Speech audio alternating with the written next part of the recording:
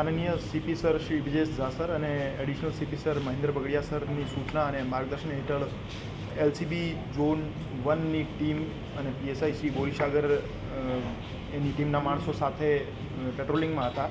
તે વખતે એમને પેટ્રોલિંગ દરમિયાન સૂચના મળી હતી કે કુવાડવા પોસ્ટ વિસ્તારમાં વાડીવાળા પીરની દરગાહ પાછળ જાહેરમાં એજાજ ઉર્ફે ટકો નામનો આરોપી જે ગુસ્સી ટોકના ગુનામાં જામીન મુક્ત છે, હાલમાં ઘોડી પાસા વડે જુગાર રમાડે છે. તો આ બાતમી આધારે એલસીબી ટીમે ત્યાં રેડ કરી હતી અને ત્યાં એજાજ ઉર્ફે ટકો ખિયાણી સહિત 8 ઇસમોને અટક કર્યા હતા અને એમના પાસેથી રોકડા રૂપિયા 25,800 સહિત કુલ રૂપિયા 3,03,000નો મુદ્દામાલ પકડી પાડેલ હતો અને સ્થળ ઉપરથી જુમો ઠેબા પોત્રા સહિત 3 આરોપી નાસી છૂટેલ હતા. એમને અટક કરવા બાકી છે.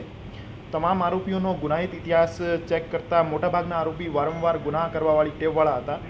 હાલમાં ભારત સરકાર દ્વારા લાગુ કરવામાં આવેલ નવા ફોજદારી જે કાયદો છે, ભારતીય ન્યાય સંહિતા, એમની કલમ 112માં નાના સંગઠિત અપરાધની વ્યાખ્યા છે. એજાજ ઉર્ફે ટકો અને જુમો ઠેબા પોત્રા જેવા માણસો ગેંગ બનાવી વારંવાર જુગાર રમવાવાળી પ્રવૃત્તિના હતા, એટલે કલમ 112 હેઠળ નાના સંગઠિત અપરાધની વ્યાખ્યામાં આવતા હતા. આ કલમનો ઉમેરો કરવામાં આવેલ હતો અને એમને નામદાર કોર્ટમાં પ્રોડ્યુસ કરવામાં આવેલ હતા. જુગાર ધારાની કલમ 12 જામીનપાત્ર ગુનો છે, તો પોસ્ટેથી જામીન મળી જાય છે.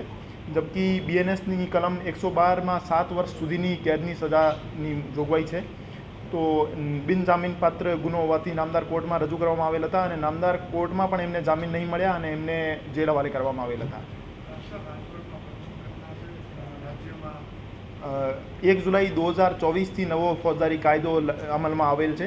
તો રાજકોટમાં પ્રથમ વખત એવા નાના સંગઠિત અપરાધની કલમ 112નો ઉમેરો કરવામાં આવેલ છે અને પ્રથમ વખત જુગાર ધારા 12માં આરોપીઓને જેલ હવાલે કરવામાં આવેલ છે.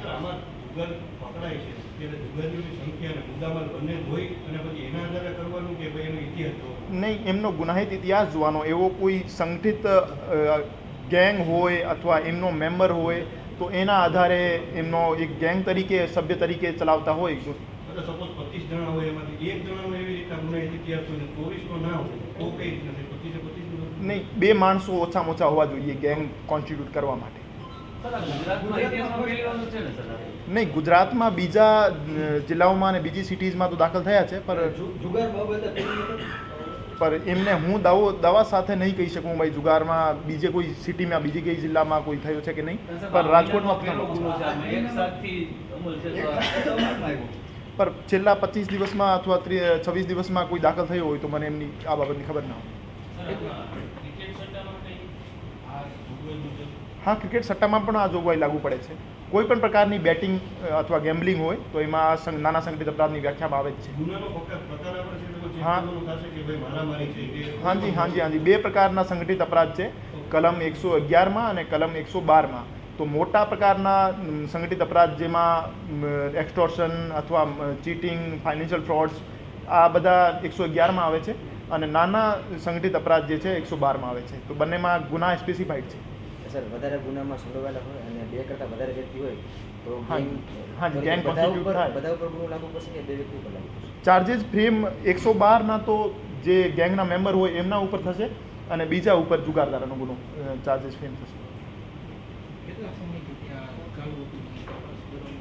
સોરી, કેટલા સમયથી ત્યાં જુગારધામ ચાલુ હતું? કંઈ તપાસ દરમિયાન બહાર આવ્યું? નહીં, તે દિવસે જ જુગાર રમવા માટે બેઠા હતા. હજુ તપાસમાં એટલું જ સામે આવ્યું છે.